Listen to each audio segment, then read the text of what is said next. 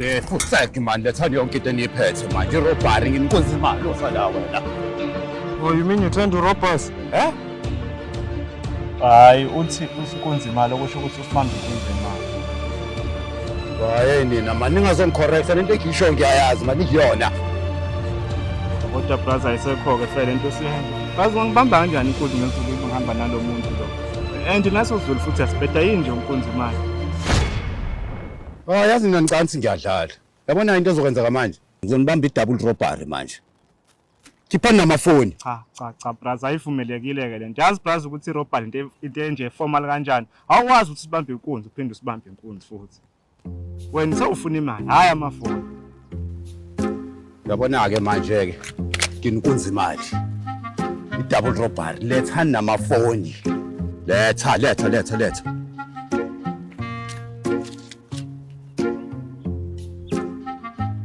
Kanti uyasiza isiZulu? Hayi cha bafu ngibona ubafe ikhipha izinto ngase ngasikhipha.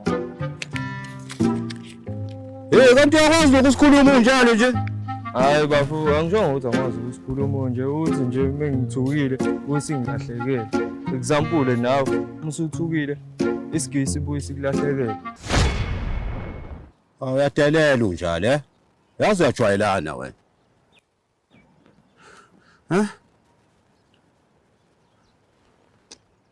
Yabona le ntathu yeshivari. Yabona since irobbery kuyinto eformal ehlelekile yabo. Lento isho ngiyayizwa. And I respect into isho for respecting ispan sami yabo. Ngoba uyazi ukuthi irobbery into ehlelekile. And since kuyinto ehlelekile selivene ngichithana nesikhathi yabo. Into engizomele ngiyenze kumele nginiphanish. Yabo lona. Yini ningangenzela yona? Yini nikwazi ukuyenza ngingaze ngicabanga ukuthi mina nganiphanisha kanjani yabo. Hayi mina brother ngikwazela ukuyidansela nje. Ukwazi ukudansa my brother. Wena?